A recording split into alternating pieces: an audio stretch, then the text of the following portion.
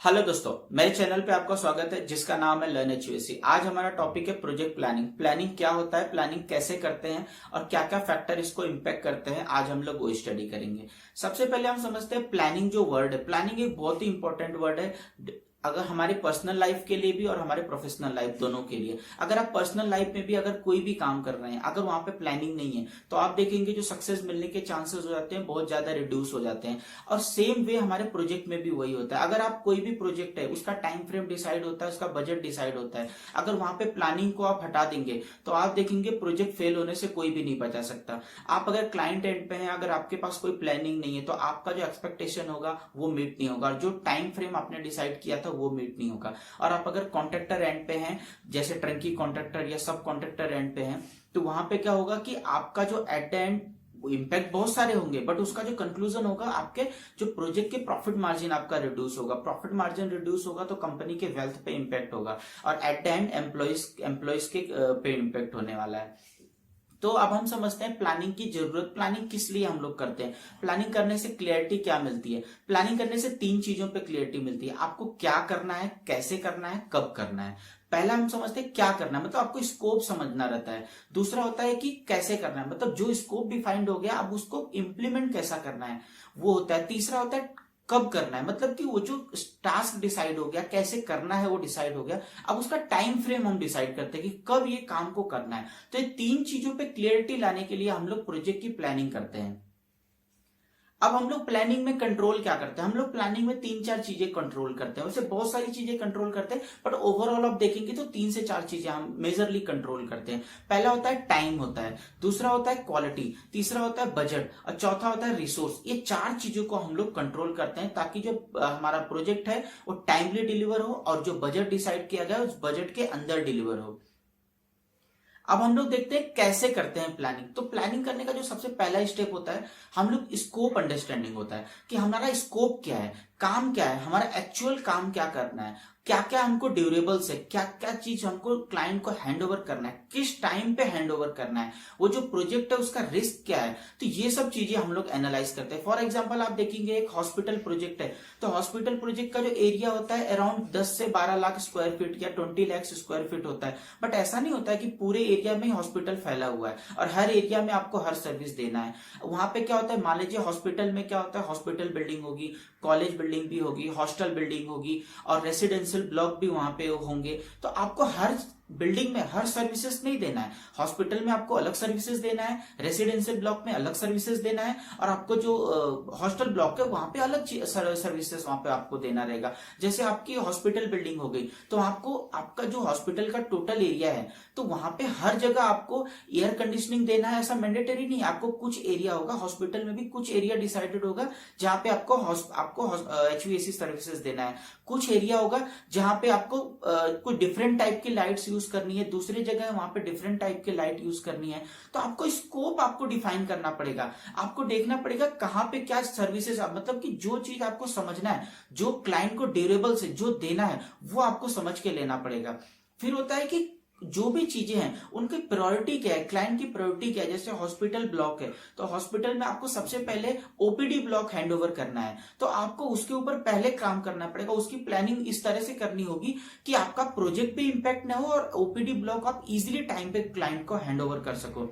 उसके साथ साथ आपको देखना है ओपीडी ब्लॉक चालू हो गया, क्लाइंट ने अगर बोला है आपको हॉस्टल बिल्डिंग या रेसिडेंशियल ब्लॉक उसको प्रायोरिटी पे चाहिए, फर्स्ट प्रायोरिटी है, तो आपको जो क्लाइंट की दूसरी प्रायोरिटीज है उसको भी उसी कैटेगरी में ध्यान रख के आपको टाइमली उसको हैंड ओवर करना है, क्योंकि एट द एंड पैसा क्लाइंट देने वाला है। तो क्लाइंट का हम जब टाइमलाइन मैच नहीं करेंगे तो क्लाइंट हमको टाइमली पेमेंट भी नहीं करेगा।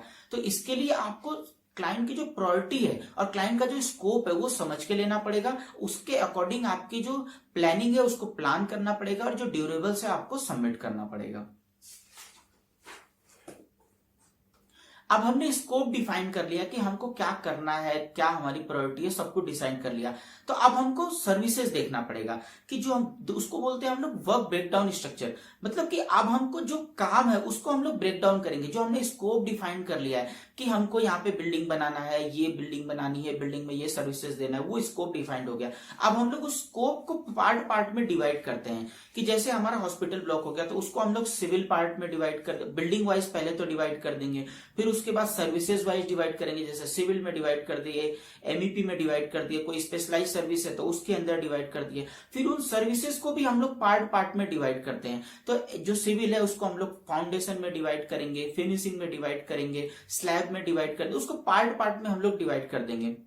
उसके बाद सेम हमारा जो एमईपी है उसको भी हम लोग पार्ट पार्ट में डिवाइड कर देंगे। जैसे सर्विसेज है तो एमईपी को मैकेनिकल हो गया, इलेक्ट्रिकल पैकेज हो गया, पीएचई हो गया, मैकेनिकल आपका फायर फाइटिंग हो गया, एचवीएसी हो गया, तो हम उसको पार्ट पार्ट में डिवाइड कर देंगे। और जो सबसे स्मॉलेस्ट पार्ट होगा उसको हम लोग एक्टिविटी कहते हैं। एक्टिविटी क्या होता है, वो ऐसा काम है कि जिसको हम लोग फर्दर डिवाइड नहीं कर सकते। जैसे कोई सिविल में फाउंडेशन वर्क है तो वो फाउंडेशन वर्क को हम लोग फर्दर डिवाइड नहीं कर सकते, उसको हमारा एक सिंगल वर्क ही एक साथ ही काम होने वाला। तो जैसे डक्टिंग हो गया, एचवीएसी में अगर आप देखेंगे तो डक्टिंग हो गया, तो डक्टिंग एक सिंगल वर्क ही है, उसको हम लोग फर्दर डिवाइड नहीं कर सकते। बट जो लो साइड एचवीएसी का लो साइड पैकेज है उसको हम लोग बहुत पार्ट में डिवाइड कर सकते हैं। इंसुलेशन में डिवाइड कर सकते हो, पाइपिंग में डिवाइड कर सकते हो, डक्टिंग में डिवाइड कर सकते हो। तो जो डक्टिंग हो गया, पाइपिंग हो गया, इंसुलेशन हो गया, ये हमारी एक्टिविटी हो गई, इसको हम लोग फर्दर डिवाइड नहीं करेंगे। तो जो भी काम है उसको हम लोग डिवाइड कर देते हैं बिल्डिंग वाइज, सर्विसेज वाइज, उसको हम लोग स्मॉलेस्ट से स्मॉलेस्ट पार्ट जिसको हम लोग एक्टिविटी बोलते हैं, एक्टिविटी में हम लोग उसको ब्रेक डाउन करते हैं।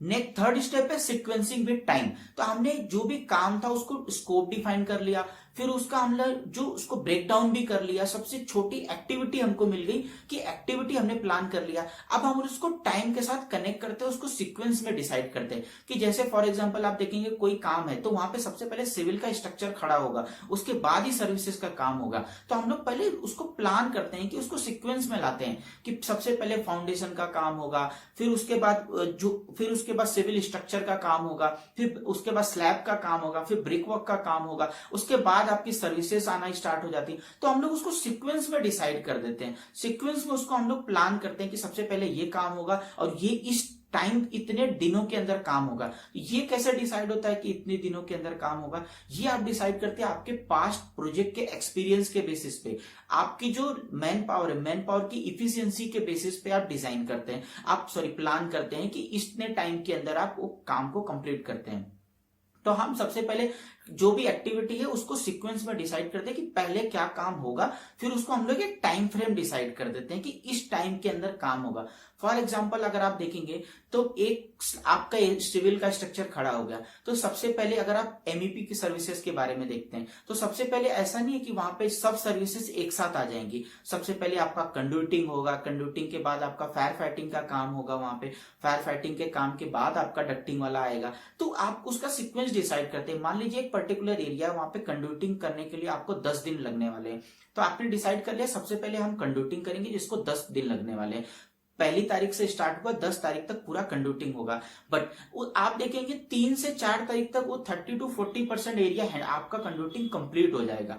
तो आप क्या कर सकते हैं, जो एरिया कंप्लीट हो गया कंड्यूटिंग का, तो मान लीजिए 4 तारीख को आपका जो कंड्यूटिंग का वेंडर है आपको 40% एरिया हैंड ओवर कर देता है, तो आप 4 तारीख से उस एरिया में फायर फाइटिंग का काम चालू कर सकते हैं। तो जब तक 10 तारीख तक आपकी कंड्यूटिंग कंप्लीट होगी तब तक आपका फायर फाइटिंग का भी 10 से 20% तक काम खत्म हो जाएगा। तो आप तो इस प्लान आपको इस तरीके से करना है कि किस दोनों सर्विसेज क्लैश नहीं होनी चाहिए। तो आपका मान लीजिए फायर फाइटिंग 3 तारीख से चालू हुआ, तो 3 तारीख से आप फायर फाइटिंग वाला बंदे को मान लीजिए 20 दिन चाहिए, तो 3 तारीख से काम करेगा, 23 तारीख तक काम करेगा, बट वो 15-16 तारीख तक वो लगभग 40 to 50% एरिया कंप्लीट कर देगा। तो आप जो एरिया कंप्लीट हो गया है उसमें कंड्यूटिंग का काम भी कंप्लीट हो गया रहेगा, फायर फाइटिंग भी कंप्लीट हो गया, तो वहां पे आपको केबल ट्रे का जो वेंडर है और डक्टिंग का वेंडर है उनको आप काम स्टार्ट कर सकते हैं। तो आपको सीक्वेंस डिसाइड करना है कि सबसे पहले काम क्या होगा, कितने दिनों के अंदर होगा, फिर दूसरी सर्विसेज को वहां पे आपको पुट करना है कि उस पहली सर्विसेज से क्लैश नहीं होना चाहिए, फिर उसका काम चालू करना है। तो इस तरीके से आपको पूरी प्लानिंग डिसाइड करनी है कि किस तरीके से आपको प्लान करना है। और आपका जो ये प्लानिंग आप डिसाइड करते हैं, ये शेड्यूल जो डिसाइड करते हैं, इसको हम लोग बेसलाइन शेड्यूल बोलते हैं। ये बेसलाइन शेड्यूल किस लिए बोलते हैं, क्योंकि ये हमारा स्टार्टिंग का सबसे इनिशियल स्टेज का शेड्यूल है। ये शेड्यूल चेंज भी होगा क्योंकि आपने मान लीजिए कंड्यूटिंग 10 दिन में डिसाइड किया, ऐसा नहीं कि 10 दिन में, मान लीजिए कोई फैक्टर आया कुछ किसी काम की वजह से वो 10 से 12 दिन गया, तो आपकी पिछली सर्विसेज भी इंपैक्ट होंगी। तो आपको सेम जो चीज चेंजेस हो रहे हैं तो आपको जो हाईलाइट करना पड़ेगा शेड्यूल के अंदर। तो आपका जो बेसलाइन शेड्यूल है वो फाइनल शेड्यूल होगा, उसमें चेंजेस नहीं होगा। आप एक नया शेड्यूल बनाएंगे और वो शेड्यूल को के साथ कंपेयर करेंगे कि जैसे आपने कंपेयर किया कि 10 पहले आपने डिसाइड किया था 1 से 10 तारीख तक कंडक्टिंग का काम होगा, बट आपका 12 दिन लगा, तो आपको पता चलेगा 2 दिन बिहाइंड द शेड्यूल है, तो आपको बेसलाइन शेड्यूल कंपेयर करने के लिए चाहिए होगा। तो और जो रिवाइज शेड्यूल है वो आप चेंज करते जाएंगे जैसे जैसे आपका काम हो रहा है। और ये शेड्यूल जो हमारा फाइनल होता है, इस शेड्यूल के बेसिस पे हम लोग अपना प्रोक्योरमेंट शेड्यूल भी फाइनल करते हैं कि जैसे हमको पता है 1 तारीख से हमारा जो कंडक्टिंग का काम चालू होगा, तो आपका कंडक्टिंग का जो मटेरियल है वो 1 तारीख से पहले ही आ जाना चाहिए साइट के ऊपर। मान लीजिए आपने 4 तारीख से डिसाइड किया फायर फाइटिंग का काम होगा, तो 4 तारीख से पहले फायर फाइटिंग के लिए क्या क्या जरूरत है, कौन सा वेंडर जो है और उसका जो मटेरियल लगने वाला है वो साइट पर मोबिलाइज हो जाना चाहिए। तो इस तरीके से आपको जो आपका प्रोक्योरमेंट शेड्यूल है आपके जो और आपका जो वर्क शेड्यूल है उसके साथ आपको कोऑर्डिनेट करके आपको प्लान करना पड़ेगा कि इस टाइम पे मेरा ये मटेरियल आ जाएगा और उसके बाद मेरा ये काम स्टार्ट हो जाएगा। तो आपको दोनों का कोऑर्डिनेशन आपको बिठा के करना पड़ेगा। और आपको शेड्यूल डिसाइड करते समय ये ध्यान रखना है कि कोई भी सर्विसेज किसी में आपका क्लैश नहीं होना चाहिए। आपको थोड़ा सा बफर टाइम में हर सर्विसेज में बफर टाइम भी कंसीडर करना है। जैसे आपने डिसाइड किया कि फायर फाइटिंग का काम है 20 दिन में खत्म हो सकता है, तो आपको थोड़ा सा बफर टाइम 1 या 2 दिन का बफर टाइम कंसीडर करिए कि इतना टाइम अगर मान लीजिए कोई फैक्टर की वजह से इंपैक्ट भी होता है तो ये 2 दिन में मेरा वो जो इंपैक्ट होगा वो कंसिडर हो जाएगा। तो आपको इस तरीके से शेड्यूल बनाना, क्योंकि आपने एक बार शेड्यूल प्रॉपरली बना लिया तो आपका प्रोजेक्ट इजिली फ्लो करेगा। अब हमने जो काम है वो काम डिसाइड कर लिया, शेड्यूल भी उसका बना दिया, किस टाइम पे काम होगा उस टाइम पे बना लिया, उसका प्रोक्योरमेंट किस तरीके से होगा प्रोक्योरमेंट का भी शेड्यूल बना लिया। अब हम लोग डिसाइड करते हैं रिसोर्स प्लानिंग। अब रिसोर्स प्लानिंग में क्या होता है, साइट को सपोर्ट करने के लिए जो भी चीजें रिक्वायर्ड है, जैसे हमारा प्रोजेक्ट मैनेजर्स हो गए और हमारे साइट इंजीनियर्स हो गए और जो हमारे लेबर की मैन पावर है वो हो गए, और जो हम सिटिंग के लिए जो पोटा केबिन आता है, जो स्टेशनरी आएगा, लैपटॉप आएंगे, पीसीज आएंगे, जो भी सपोर्ट के लिए जो चीजें होती हैं उनको हम लोग रिसोर्स प्लानिंग उसकी करनी पड़ती है। कि फॉर एग्जाम्पल आपने जब कंडक्टिंग के काम को 10 दिन डिसाइड किया कि 10 दिन में मेरा कंडक्टिंग का काम खत्म होगा, तो आपने एक पर्टिकुलर रिसोर्स भी डिसाइड किया रहेगा कि मेरा इतना रिसोर्स लगेगा, उसके ऊपर एक सुपरवाइजर लगेगा, एक मेरे को साइट इंजीनियर वहां पे लगेगा। तो आपको प्लान करना पड़ता है कि मेरा कंडक्टिंग का काम, क्योंकि फॉर एग्जांपल अगर आप देखेंगे सिविल स्ट्रक्चर का काम हो रहा है तो वहां पे आपको एमईपी का मैन पावर आपको नहीं खड़ा करना है, वहां पे आपको उस टाइम पे सिविल का मैन पावर खड़ा रखना है।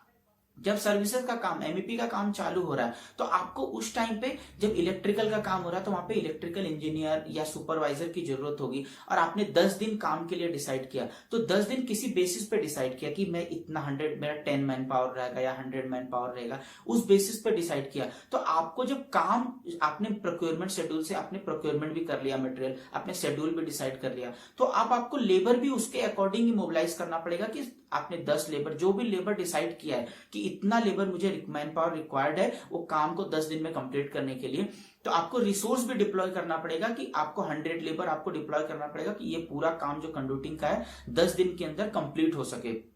क्योंकि क्या होता है कि अगर मैन पावर प्रॉपर नहीं रहेगी तो आपका जो शेड्यूल है, आपकी जो प्लानिंग है वो कभी भी 100% एग्जीक्यूट नहीं हो सकती है। आपको प्रॉपरली एग्जीक्यूशन के लिए आपको शेड्यूल है और आपका स्कोप है, आपका जो एक्टिविटी है और उसको मैन पावर के साथ और उसको टाइम के साथ कनेक्ट करना है। आपको पूरा प्लान करना है कि जो भी मैन पावर है आपको पता चलना चाहिए कि मेरा 100 मैन पावर है, अगर 80 मैन पावर आ रहा है तो मेरा काम एक्सीड होगा, तो आपको उसके अकॉर्डिंग मैन पावर आपको साइड पर रिसोर्स जो है आपको प्लान करना पड़ेगा। क्योंकि पूरे प्लानिंग में जो सबसे इंपॉर्टेंट होता है रिसोर्स प्लानिंग। कि आप अगर रिसोर्स प्रॉपरली प्लान नहीं करेंगे तो आपने कितना भी अच्छा शेड्यूल प्रिपेयर किया हुआ वो कभी भी 100% एग्जीक्यूट नहीं होगा, आपको सक्सेस नहीं मिलेगा। तो आपको रिसोर्स प्लानिंग प्रॉपर करना है।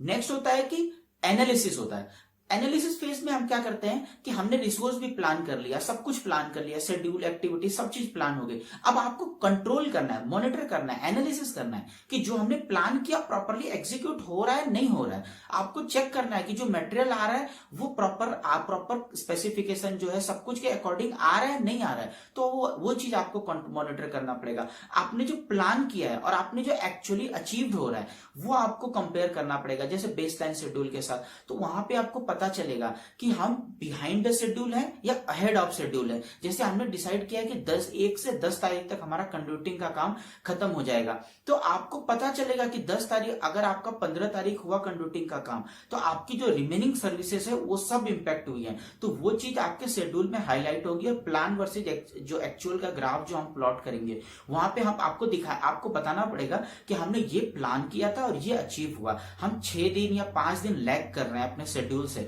तो आपको 5 या 6 दिन अचीव करने के लिए आपको एक्स्ट्रा मैन पावर लगाना पड़ेगा, एक्स्ट्रा वहां पे आपको आपके एग्जीक्यूटिव जो है उनको खड़ा करना पड़ेगा। और उसके अगर आप एक्स्ट्रा कोई चीज कर रहे हैं तो उसके लिए कॉस्ट भी अच्छा खासा एक्स्ट्रा खर्च होता है, तो आपको प्लान, वो खर्च जो होने वाला है उसकी भी आपको प्लानिंग करनी पड़ेगी। तो आपको ये पूरा प्लान करना पड़ेगा और आपको मैनेजमेंट को बताना पड़ेगा कि हम इतने दिन बिहाइंड द शेड्यूल है, इतने दिन अहेड ऑफ शेड्यूल है। तो ये चीज आपको प्रॉपरली प्लान करना पड़ेगा।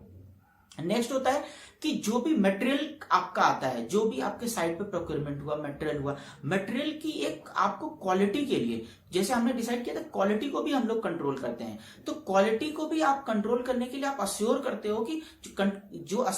हो कि जो भी आपका मटेरियल आ रहा है क्लाइंट के स्पेसिफिकेशन, क्लाइंट के जो रिक्वायरमेंट है उसके अकॉर्डिंग आ रहा है। क्योंकि आपने क्लाइंट के रिक्वायरमेंट के अकॉर्डिंग अगर आपने मटेरियल साइट पर डिलीवर नहीं किया हुआ है तो क्लाइंट क्या है, बार बार उसमें चेंजेस करेगा और वो क्या होगा, बार बार आपको नया मटेरियल परचेस करना पड़ेगा।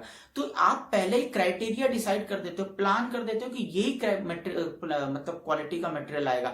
जब आपका साइट पे मटेरियल आता है तो उस टाइम पे भी आप उसकी क्वालिटी चेक करते हो कि ये जो क्लाइंट का एक्सपेक्टेशन है मीट हो रहा है। क्योंकि एक बार साइट पे जो प्रॉपर मटेरियल आ गया तो काम करना है तो क्वालिटी कंट्रोल इंजीनियर जो है वो करेगा, लेकिन एज ए प्लानिंग इंजीनियर आपको ये अश्योर करना है कि जो भी मटेरियल आ रहा है साइट पे वो क्लाइंट के रिक्वायरमेंट के अकॉर्डिंग ही आ रहा है। मान लीजिए क्लाइंट का रिक्वायरमेंट कुछ और था और आपने कुछ और डिलीवर कर दिया, काम हो गया, बाद में क्लाइंट को पता चला कि उसने आपके स्पेसिफिकेशन के अकॉर्डिंग नहीं मटेरियल डिलीवर किया है, तो वो पूरा चेंज करवाएगा और आपका जो भी प्लानिंग का शेड्यूल होगा सब कुछ बिगड़ जाएगा। तो आपको प्रॉपरली आपको क्वालिटी कंट्रोल नहीं करना है, क्वालिटी को अश्योर करना है कि ये जो चीज डिलीवर हो रही है वो क्वालिटी क्लाइंट के एक्सपेक्टेशन के अकॉर्डिंग ही डिलीवर हो रही है।